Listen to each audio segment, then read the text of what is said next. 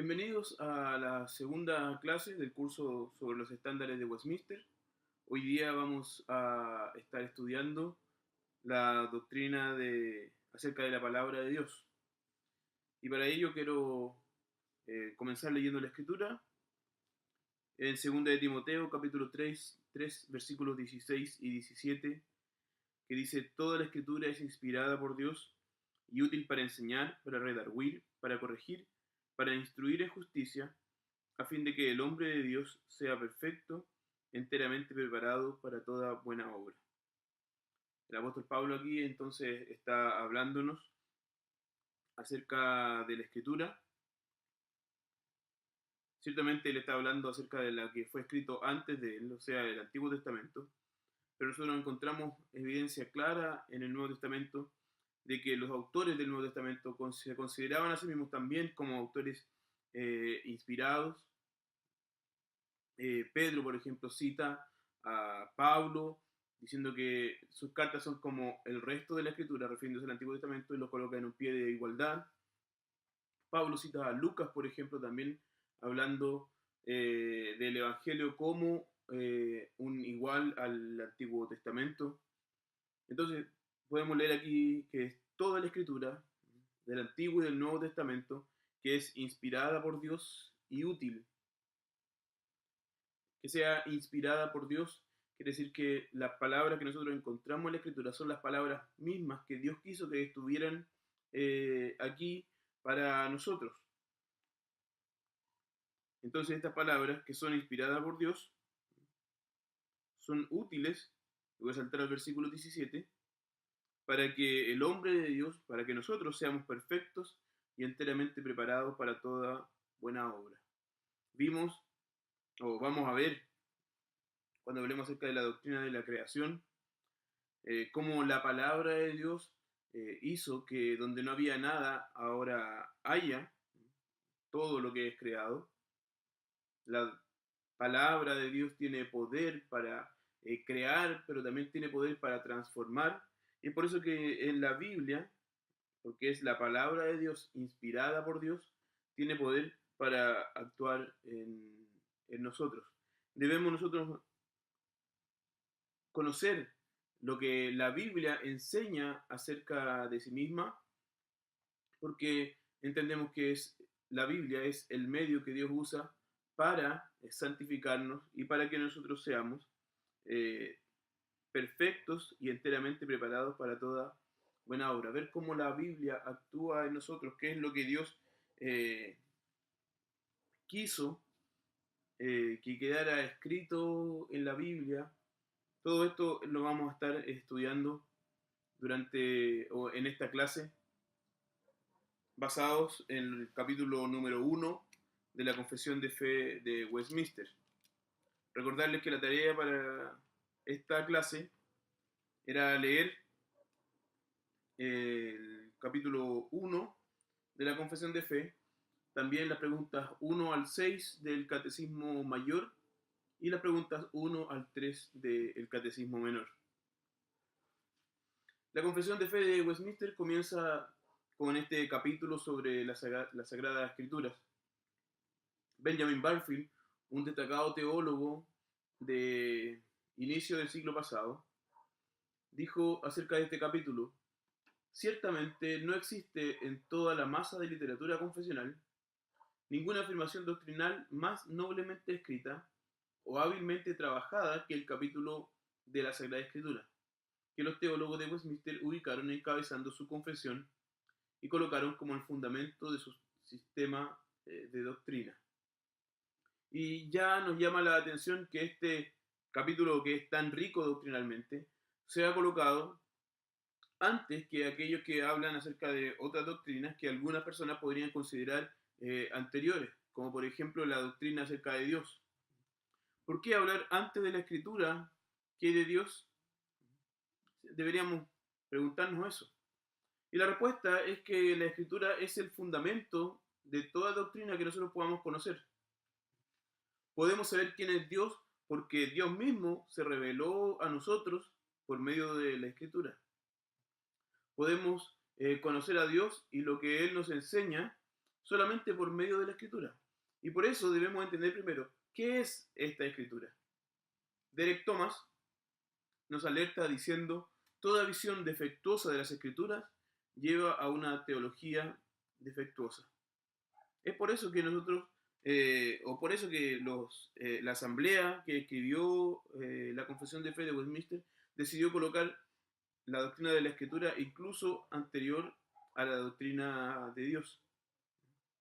Ahora, ¿por qué es necesaria la Escritura? El primer párrafo comienza hablándonos acerca de la necesidad de la Escritura. Y dice, aunque la luz de la naturaleza, las obras de la creación y providencia manifiestan la bondad, la sabiduría y el poder de Dios, de tal manera que los seres humanos no tienen excusa delante de Dios. Sin embargo, estas no son suficientes para dar aquel conocimiento de Dios y de su voluntad que es necesario para la salvación. Por lo tanto, agradó al Señor en diferentes épocas y de diversas maneras revelarse a sí mismo y declarar su voluntad a la Iglesia. Luego, para la mejor preservación y propagación de la verdad y para el establecimiento y consuelo más seguro de la Iglesia contra la corrupción de la carne, la malicia de Satanás y del mundo, le agradó también poner por escrito dicha revelación en forma completa. Ello hace que las Santas Escrituras sean de lo más necesarias, puesto que ahora han cesado ya aquellos modos anteriores por los cuales Dios reveló su voluntad a su pueblo. La Escritura entonces es necesaria en primer lugar porque aunque la revelación general manifiesta la bondad, la sabiduría, el poder de Dios, ella no es suficiente para darnos un conocimiento salvífico de Dios y su voluntad. Entonces, cuando nosotros miramos la creación, podemos saber que Dios existe. Sin embargo, miramos la creación, miramos el cielo, y el cielo no nos dice nada acerca del Señor Jesucristo, no nos dice nada acerca de nuestro pecado, no nos dice nada acerca de cómo nosotros podemos ser libres del pecado. Entonces, necesitamos más que la revelación general.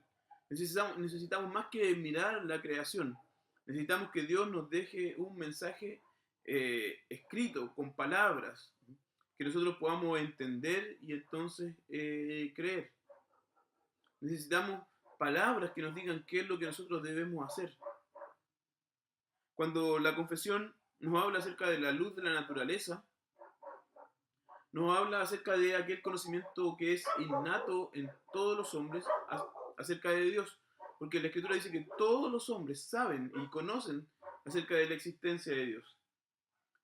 Las obras de la creación, porque nos dice, aunque la luz de la naturaleza, las obras de la creación y providencia. Las obras de la creación son aquello que Dios hizo en los 6 primeros días, y la providencia lo que Dios está haciendo en la historia. Es como la providencia, lo vamos a ver posteriormente, es como Dios sostiene, dirige, dispone y gobierna todas las criaturas, las acciones y las cosas. Todo esto revela que Dios existe y también revela algunos de sus atributos. Y todo esto está al alcance de todos los hombres, de toda la humanidad. No existe nadie que pueda decir que no conocía a Dios. Entonces, esta primera parte hace eco de las palabras del apóstol Pablo en Romanos 1, los versículos 18 al 25, donde el apóstol dice que todo hombre detiene la verdad, que él conoce a Dios, con su injusticia, y que habiendo conocido a Dios, el hombre no glorifica a Dios naturalmente. Por esto, el hombre es responsable delante de Dios. Pero como esta revelación no nos da un conocimiento salvífico de Dios, un conocimiento que salva, tampoco nos da un conocimiento de su voluntad. Entonces esta revelación, la luz de la naturaleza, las obras de la creación y la providencia, no son suficientes. Para que el hombre sea salvo, Dios quiso revelarse de otra forma, es lo que llamamos de revelación especial. Esta revelación sí contiene un mensaje salvífico y fue entregada por medio de apariciones divinas, por medio de sueños, por medio de profecías. Luego, afirma la confesión, para la mejor preservación y propagación de la verdad y para el establecimiento y consuelo más seguro de la Iglesia contra la corrupción de la carne, la malicia de Satanás y del mundo, le agradó también poner por escrito dicha revelación en forma completa. Entonces, esto que Dios había revelado, apareciendo él mismo o por medio de sueños y profecía, Dios quiso que sus profetas escribieran esto. ¿Por qué? Porque necesitaba que su palabra se preservara fielmente y que también que se propagara. Simplemente decirlo de boca en boca no era suficiente para preservar con exactitud la palabra de Dios. Tampoco serviría de esa, o eso serviría para evitar la corrupción de la palabra y también para evitar nuestra propia corrupción. Necesitamos la palabra de Dios tal como ella es, las palabras inspiradas de Dios para que ella pueda santificarnos. Entonces debió quedar escrita porque todas esas formas antiguas en las cuales Dios se revelaba, que hablamos, dijimos, apariciones, sueños, profecías, ya quedaron atrás, ya no serían usadas. La profecía cesó. Hoy tenemos la escritura, o en realidad aquí la escritura, para que nosotros podamos conocer la voluntad de Dios. Los profetas, las profecías, las lenguas, entonces ya no son aceptadas por la confesión de fe, sino que, como dice el autor de Hebreos, son cosas que Dios hizo en el pasado. Las causas entonces para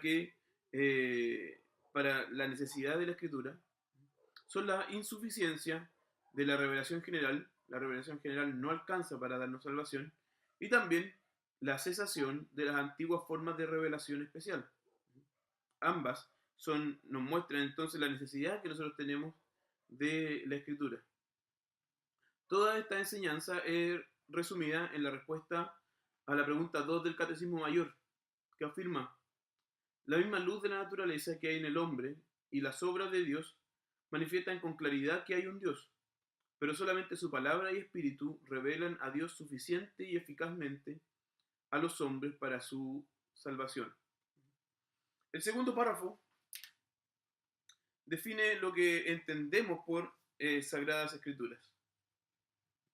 Los catecismos, la pregunta 3 del Catecismo Mayor y la 2 del Catecismo Menor, de forma resumida afirman que el Antiguo y el Nuevo Testamento son la palabra de Dios. La Confesión, de forma más precisa, hace una lista con los 66 libros que componen la palabra de Dios y nos dice que ellos fueron dados por inspiración de Dios. Inspiración es la palabra con la que nuestras Biblias traducen la palabra griega theoneptos, que se encuentra en 2 de Timoteo 3:16, que leímos al iniciar la clase. Esta palabra literalmente quiere decir soplada por Dios, queriendo decir que la palabra viene de Dios mismo. Ellos, los autores, fueron movidos o empujados, como dice 2 de Pedro 1:21, por Dios. La palabra entonces es de Dios, no de los hombres. Debido a la inspiración, creemos que la Biblia es inerrante, es decir, que no contiene errores. ¿Cómo podría la palabra que sale de un Dios que no se equivoca contener errores? Por eso que creemos que todo lo que dice la Biblia es verdad. La última afirmación dice que esa palabra fue dada para ser regla de fe y práctica, o de fe y vida. Ella, y solamente ella, la Biblia, nos enseña todo lo que debemos creer y cómo debemos vivir. Esta última parte nos recuerda el texto de 2 de Timoteo 3:16 y 17 que leí al comienzo.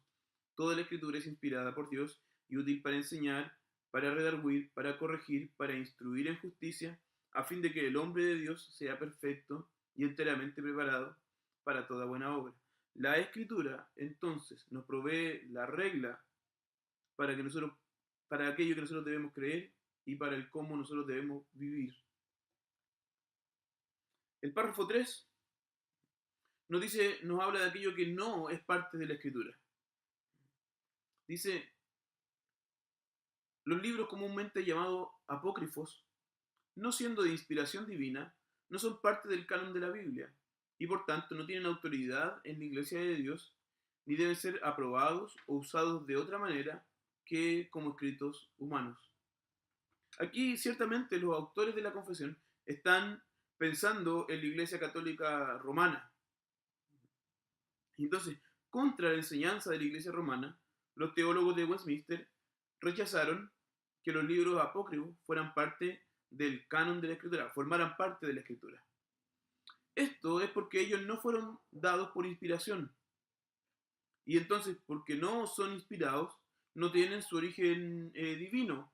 Y entonces, si no tienen un origen divino, no tienen ninguna autoridad en la iglesia. Pero este párrafo también se manifiesta contra la posición de la iglesia anglicana, que decía, los otros libros, refiriéndose a los libros apócrifos, los lee la iglesia para ejemplo de vida e instrucción de las costumbres, mas ella, no obstante, no los aplica para establecer doctrina alguna.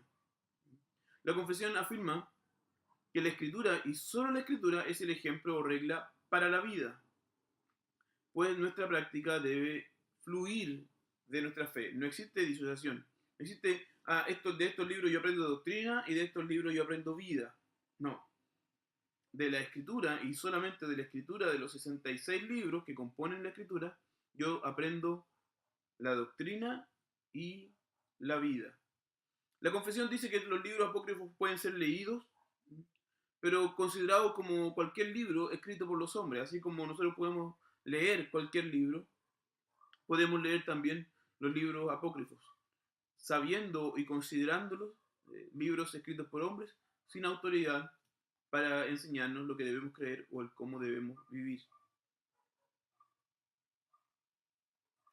Y el cuarto párrafo entonces habla acerca de la autoridad de las escrituras. La consecuencia de la inspiración de la escritura es su autoridad. Y de esto habla el párrafo 4. Dice, la autoridad de las Sagradas Escrituras, por la cual deben ser creídas y obedecidas, no depende del testimonio de ningún ser humano o iglesia, sino enteramente de Dios, quien es la verdad en sí mismo, el autor de ellas, y por lo tanto deben ser recibidas porque son la palabra de Dios. O sea, que Dios sea el autor de las Escrituras hace que nosotros debamos creerla y obedecerla. Aquí los teólogos de Westminster nuevamente se manifiestan en contra de la enseñanza de la Iglesia romana. Para la Iglesia de Roma, incluso hoy, la Biblia debe ser aceptada en relación con el magisterio. El Catecismo Católico dice, el oficio de interpretar auténticamente la palabra de Dios, oral o escrita, ha sido encomendado solo al magisterio vivo de la Iglesia, el cual lo ejercita en nombre de Cristo. Es decir, a los obispos en comunión con el sucesor de Pedro, el obispo de Roma. Pero nosotros creemos que la Biblia deriva su autoridad no de la Iglesia. No tiene autoridad porque el Papa me dice, no tiene autoridad porque la Iglesia me dice, sino que tiene autoridad por su autor divino, porque Dios es el autor de la Escritura. Creemos lo que dice la Biblia porque le creemos a Dios. Obedecemos lo que dice la Biblia porque obedecemos a Dios.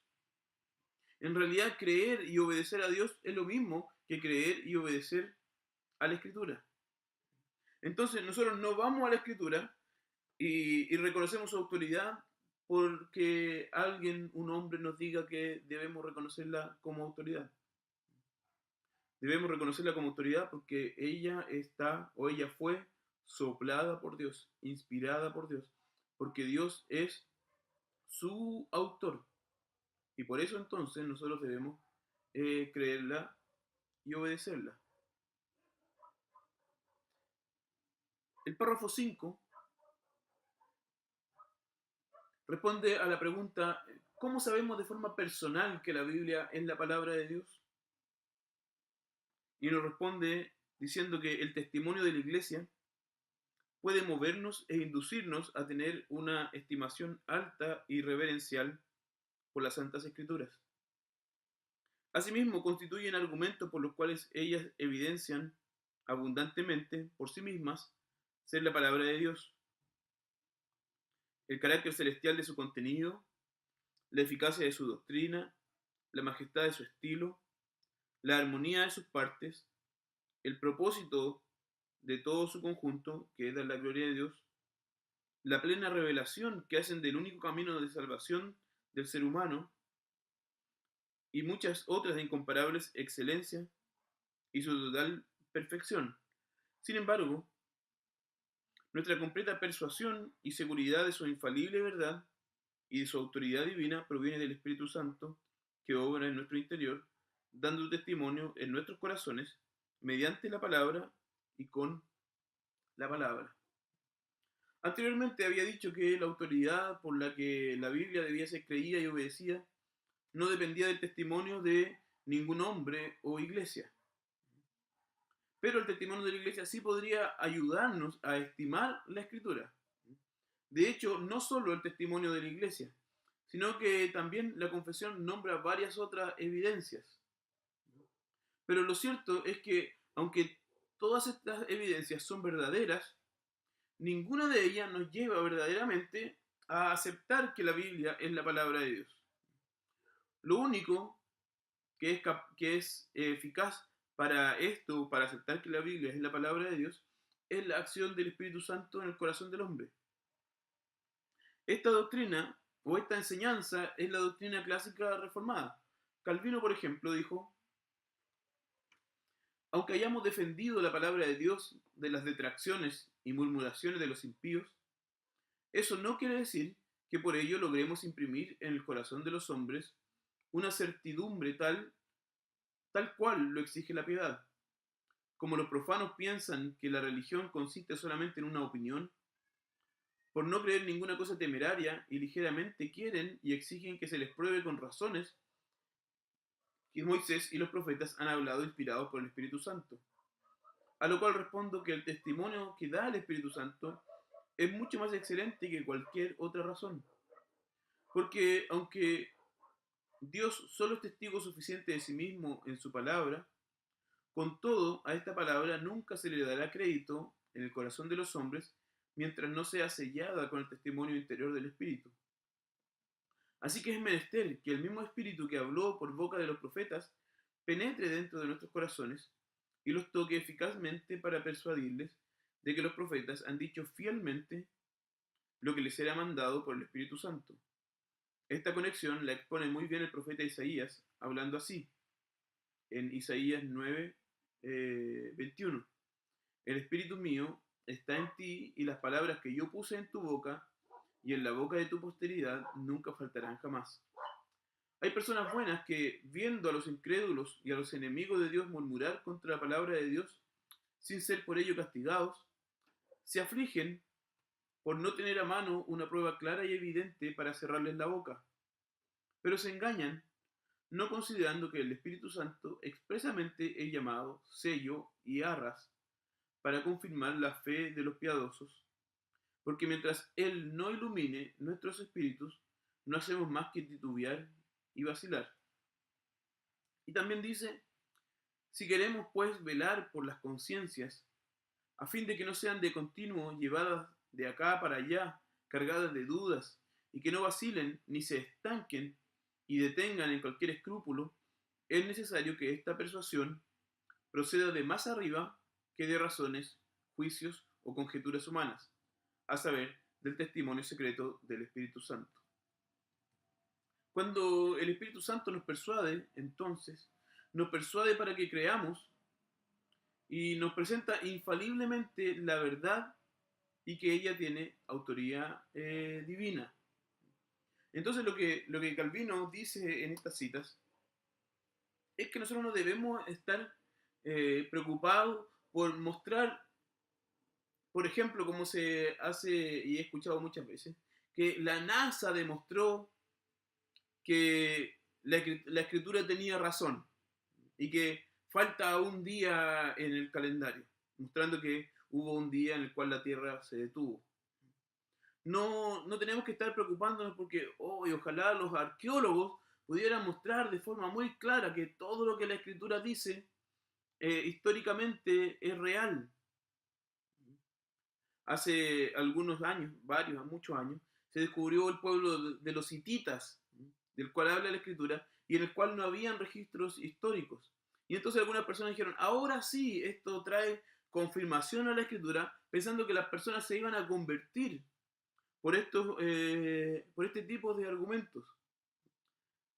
Pero lo que Calvino dice y la Escritura dice es que, y la confesión también lo dice, están en línea en cuanto a esta enseñanza, es que nadie se va a convertir por causa de esos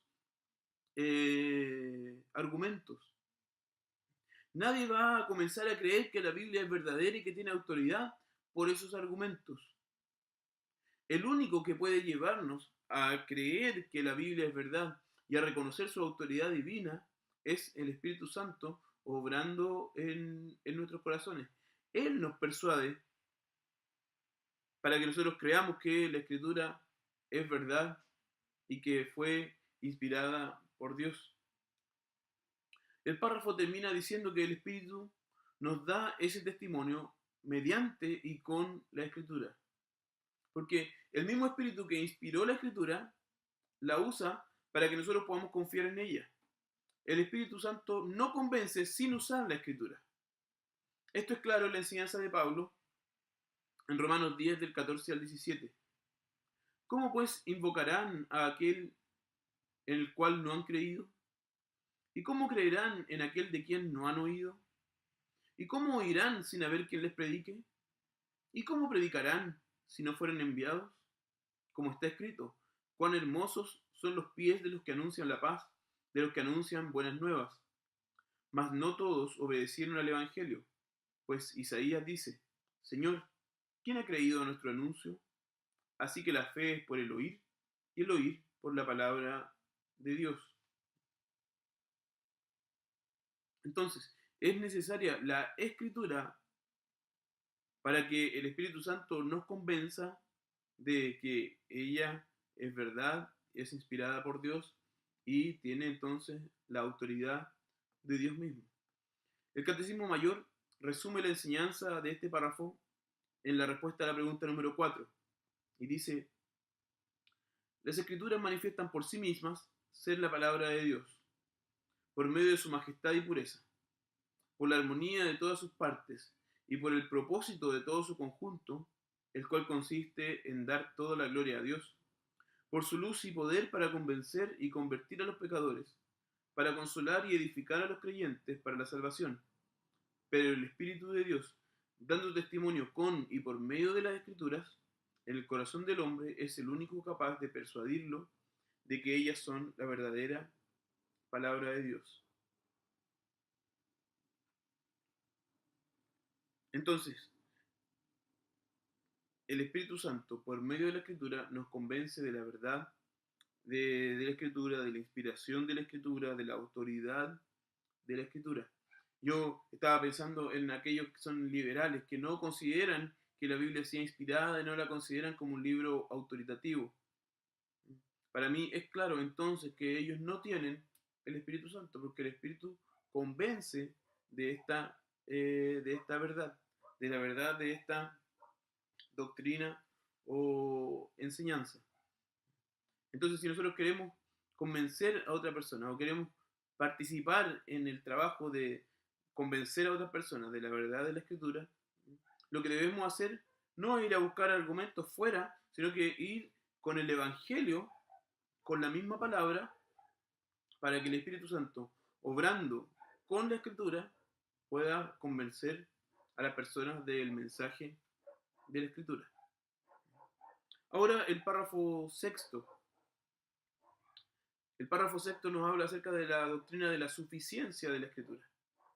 Dice, la totalidad del consejo de Dios concerniente a todas las cosas necesarias para su propia gloria y para la fe, vida y salvación del ser humano, está expresamente expuesto en las Escrituras, o por buena y necesaria consecuencia puede deducirse de ellas, a las cuales nada debe añadirse en ningún tiempo, ya sea por nuevas revelaciones del Espíritu o por tradiciones humanas.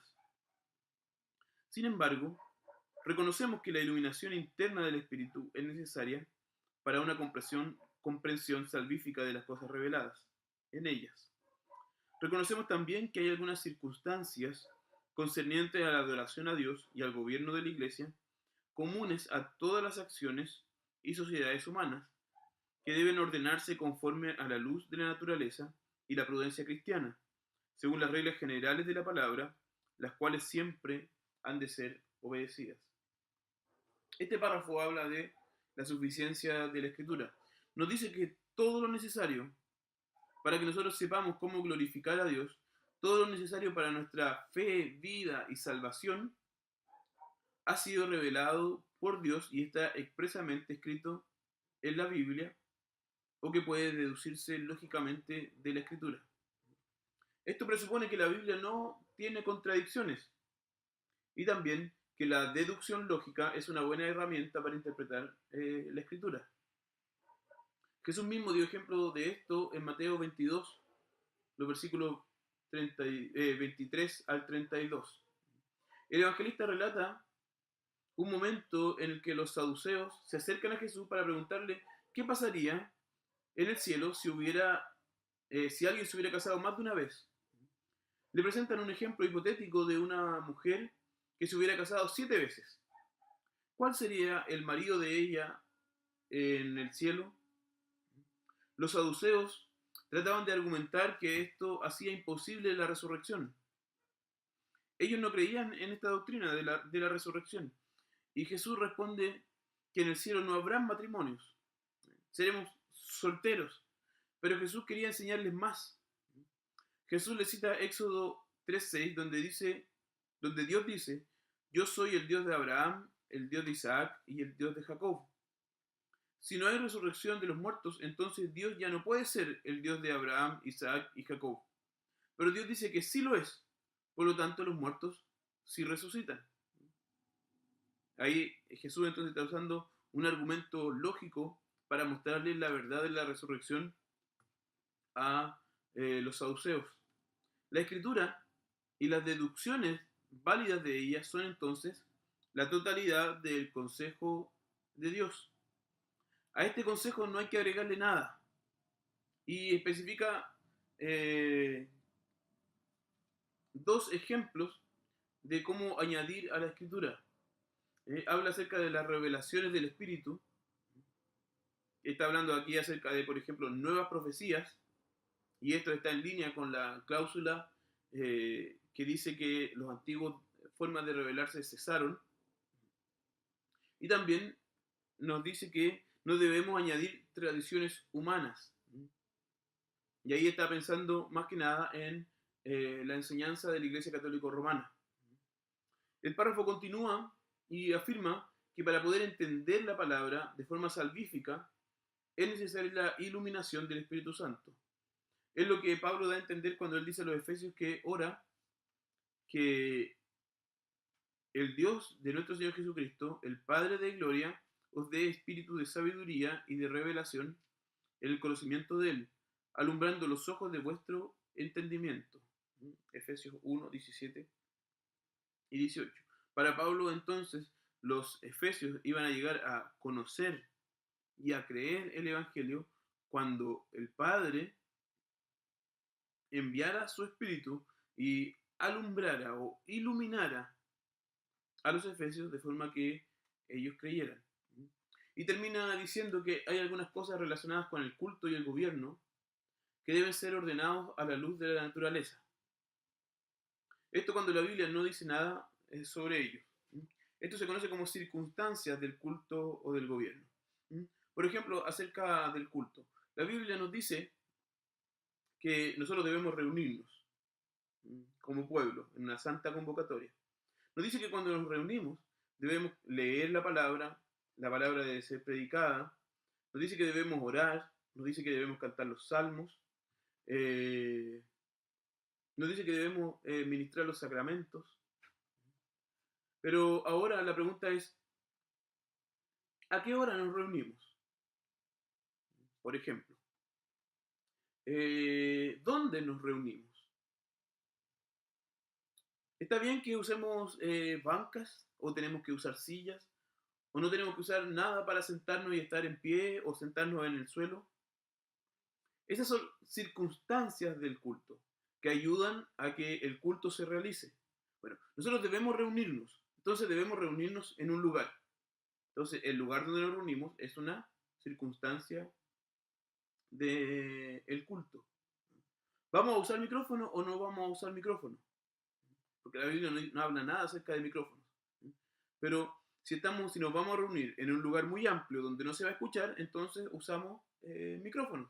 Y la Biblia no se opone a nada, sino que nos dice que eh, estas son cosas que deben ordenarse conforme a la luz de la naturaleza y la prudencia cristiana. O por ejemplo, acerca del gobierno. La Escritura nos va a decir que las iglesias locales deben elegir presbíteros, ancianos, para que las gobiernen. Esto siguiendo el ejemplo de Moisés y también lo que Pablo hacía cuando llegaba a las iglesias. Ahora, ¿cuántos ancianos deben ser elegidos en una iglesia? La Biblia nos va a decir, elijan por cada 100 miembros que tienen, elijan 3. No.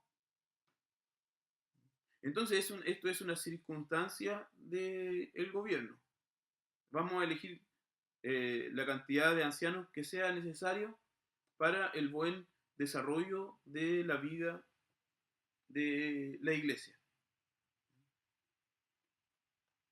Pero a todas las cosas que estén relacionadas con la glorificación a Dios, con la fe, la vida y la salvación del ser humano, están entonces claramente expuestas en la Biblia o también pueden deducirse de ellas lógicamente. Entonces hay un error cuando, por ejemplo, algunas personas dicen, muéstrame un versículo que diga tal cosa. Esa no es la única forma de leer la Escritura.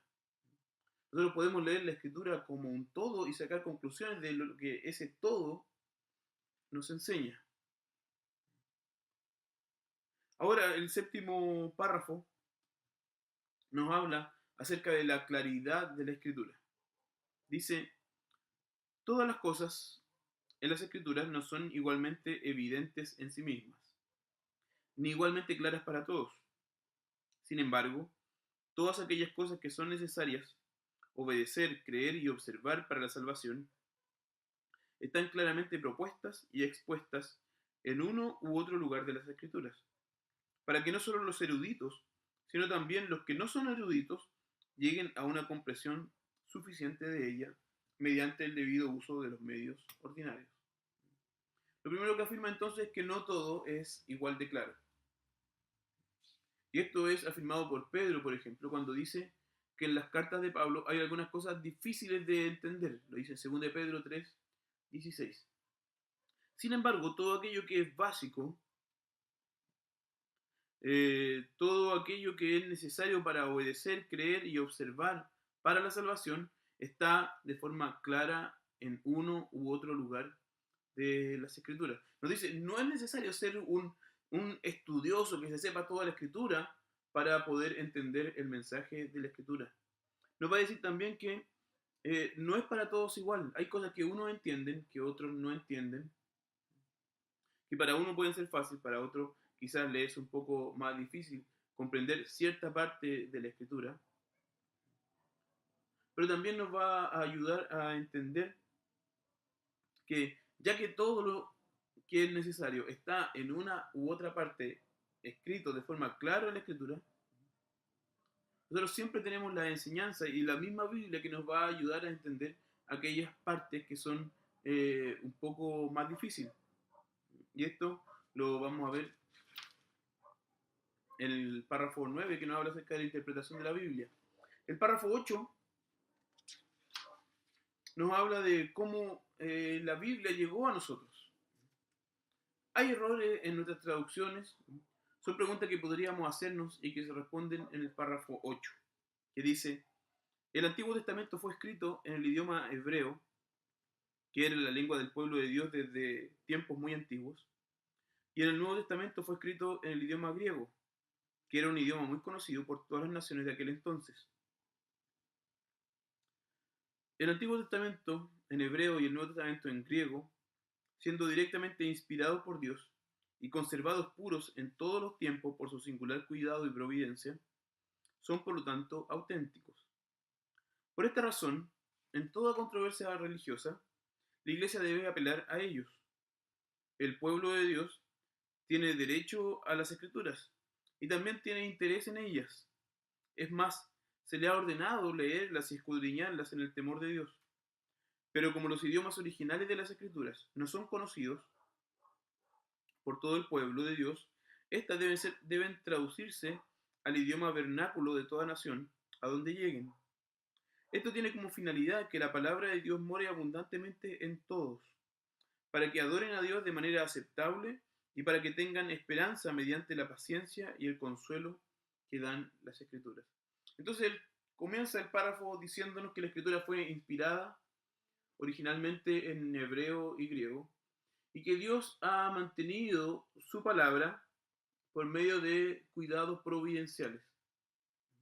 O sea que Dios no solamente inspiró la escritura y luego dejó para que naturalmente los hombres cuidaran de ella, que no fuera corrompida, sino que Dios mismo providencialmente ha estado actuando en la historia de forma que su escritura siempre esté presente de forma fiel. Sin embargo, eso no quiere decir que nuestras traducciones estén libres de errores, porque los textos inspirados son los originales en hebreo y griego. A pesar de eso, nosotros podemos confiar en que la palabra de Dios llega a nosotros fielmente. De hecho, tenemos más copias del Nuevo Testamento que de ningún otro libro de su tiempo. Entonces nosotros podemos confiar. Dios providencialmente ha estado cuidando para que su palabra se conserve puro en todos los tiempos. ¿Por qué? Porque el pueblo de Dios necesita la palabra y porque el pueblo de Dios tiene interés en la palabra. Dios le ha ordenado a su pueblo que lea la palabra, que escudriñe la palabra, y por eso Dios mismo ha estado cuidando de su palabra para que ella llegue a nosotros. Pero ya que fueron inspiradas en hebreo y en griego, siempre que hay controversia, y porque las traducciones siempre nos van a quitar quizás un poco de la mejor interpretación, siempre que hay controversia nosotros necesitamos ir al griego y al hebreo. Por eso la iglesia necesita pastores que estén preparados para leer la escritura en griego y en hebreo, para que leyendo estos idiomas originales, la controversia pueda ser resuelta, ya que hay más claridad en los idiomas originales antes de la traducción. Pero como no todo el pueblo lee el griego y hebreo, es necesario que la iglesia traduzca la palabra a todas las partes, a todas las naciones donde la iglesia llegue. Es decir, si llega a un lugar donde aún no hay traducción de la Biblia, la iglesia debe traducir la Biblia para esas personas que no pueden leerla en otros idiomas. Porque para ellos es necesario tener la Biblia en su propio idioma. Este es un principio protestante. Nosotros leemos acerca de, por ejemplo, la tarea de Lutero en traducir la Biblia al alemán. Eh, Sabemos y hemos leído acerca de William Tyndale, por ejemplo, otro traductor de la Biblia al inglés. Reina y Valera, que fueron traductores y revisores de la Biblia en español. Siempre la iglesia protestante tuvo el interés de traducir la Biblia al lenguaje de las personas, distinto, por ejemplo, a la iglesia católico romana. Si ustedes recuerdan un poco la historia, verán que hasta hace no muy poco tiempo la misa se decía en latín. De hecho, muchos de los padres en el tiempo de la Reforma ni siquiera sabían latín, sino que solamente repetían palabras que ellos se aprendían, pero que no las entendían. Para ellos la iglesia, el pueblo, no necesitaba la Biblia. Nosotros creemos que sí, nosotros creemos que la Biblia es necesaria para el pueblo de Dios, que el pueblo de Dios debe leer, debe escudriñar las escrituras con temor en el corazón para conocer más a Dios y su voluntad para con su pueblo. Ahora, ¿cómo interpretamos la escritura? ¿Podemos leerla tal como nosotros queramos, como leemos cualquier libro? El párrafo 9 nos habla acerca de la interpretación de la Escritura y nos dice que la regla infalible de la interpretación de la Escritura es la Escritura misma. Por tanto, cuando hay duda acerca del total y el verdadero sentido de algún texto, el cual no es múltiple sino único, debe investigarse y entenderse mediante otras partes que hablen más claramente. Entonces, la regla infalible, o sea, nunca nos equivocamos si aplicamos esta regla, es comparar la Biblia con la Biblia. Esto se conoce como la analogía de la fe. Como se mencionó antes, hay textos que no son fáciles de entender. Pero también dijimos que por lo menos en otra parte, en alguna otra parte de la escritura, todo aquello que es necesario está escrito de forma más clara. Entonces hay lugares en la escritura donde se hable claramente acerca del mismo tema. Debemos dejar entonces que los textos claros nos ayuden a entender los textos más oscuros de la escritura. El espíritu que inspiró los textos difíciles también los interpreta en otro lugar. Entonces, esa es la principal regla de interpretación, dejar que la escritura nos hable y no nosotros tratar de llevar nuestros significados, nuestra interpretación a la escritura, especialmente en aquellos pasajes que son más oscuros o más difíciles. Otra enseñanza que nos da este párrafo es que cada texto tiene un solo significado. El significado es objetivo, depende del autor y no de los lectores. Si dos personas entienden cosas distintas, significa que al menos uno de ellas no entendió correctamente. ¿Qué quiere decir esto? Porque aquí hace un paréntesis en la confesión cuando nos dice que el sentido no es múltiple, sino único. Muchas veces nosotros nos preguntamos y hacemos estas, cuando nos reunimos en algunas actividades de jóvenes, por ejemplo, preguntamos, ¿qué significa este texto para ti? ¿Qué significa este texto para ti? ¿Qué significa para ti? Y de verdad es que el texto no tiene distintos significados. El texto tiene solamente un significado y nosotros comprendemos la escritura cuando llegamos a ese significado. Entonces, ¿quién da el significado? ¿La mayoría de las personas que están leyendo? ¿O yo cuando estoy leyendo la escritura? No. Quien determina el significado de un texto es el autor, es lo que él quiso escribir. Ahora, ¿cómo nosotros podemos saber lo que el autor quiso escribir cuando ya pasaron más de 2000 años desde que fue escrito? Es por eso que nosotros tenemos que estudiar el contexto, estudiar eh, el libro que él escribió o la carta, si escribió otros libros o cartas, ver cómo usó las palabras, entender cuáles eran los problemas que habían en la iglesia por las cuales se estaba escribiendo, y entonces así nosotros eh, vamos a poder llegar a lo que el autor originalmente quería decir. Y entonces vamos a dar con el significado del texto de la escritura. Ahora, aunque hay solamente un significado para los textos, ahora sí, sus aplicaciones pueden ser muchas. Por ejemplo, si estamos leyendo un texto que nos habla y nos dice que Dios es soberano sobre todas las cosas, incluyendo el mal, esa palabra puede ser aplicada por una mujer que perdió su hijo, por ejemplo, para darle paz a su corazón, sabiendo que Dios es soberano sobre todas las cosas, incluyendo las cosas malas.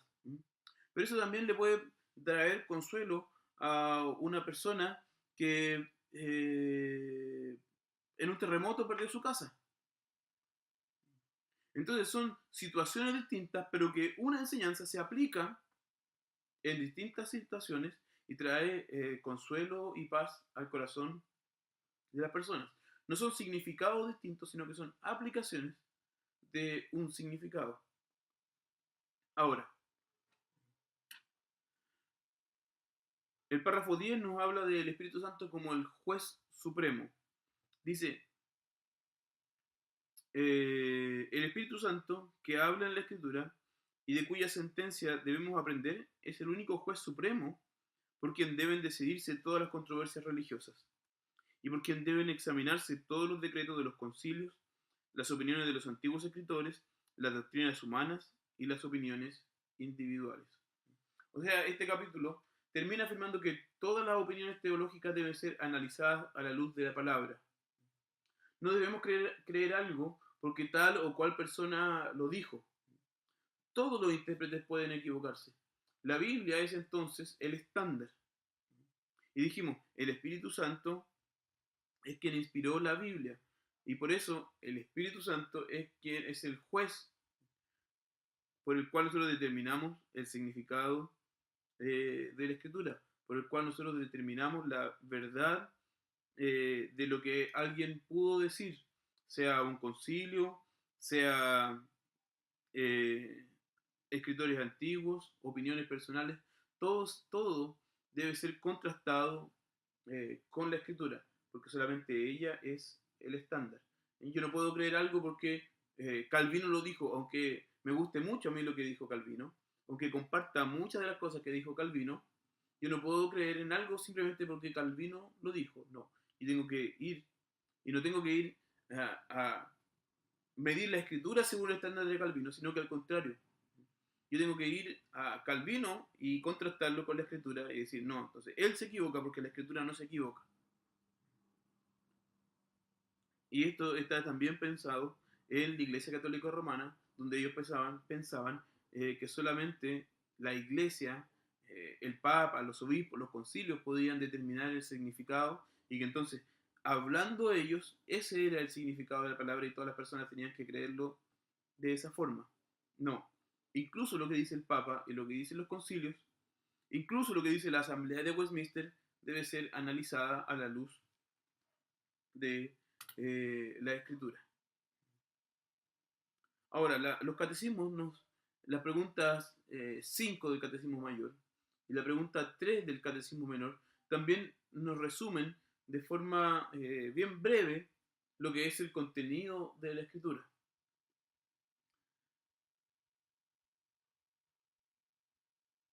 Donde, por ejemplo, nos dice la pregunta 5 del catecismo mayor: ¿qué es lo que enseñan principalmente las escrituras? Y responde: las escrituras enseñan principalmente lo que el hombre debe creer con respecto a Dios y los deberes que Dios exige al hombre. O sea, todo el contenido de la escritura puede reducirse a estos dos temas. Estos dos temas también nos dan el esquema de la confesión. Los primeros capítulos nos hablan acerca de Dios y su voluntad, y los siguientes nos hablan acerca de nuestros deberes. Finalmente, la pregunta 6 del Catecismo Mayor nos dice que la Biblia nos habla acerca de la existencia trina de Dios, de sus decretos y de la ejecución de sus decretos. Y entonces este es el orden de los capítulos 2 al 5 de la confesión. Espero que haber dejado más claro la enseñanza de este capítulo de la confesión de fe. Ustedes saben, cualquier pregunta pueden dirigirla por medio del email de la academia, academiajuancalvino@gmail.com. Y las tareas para la próxima clase son leer la confesión, el capítulo 2, las preguntas 7 al 11 del Catecismo Mayor y las preguntas 4 al 6 del Catecismo Menor. Que el Señor les bendiga.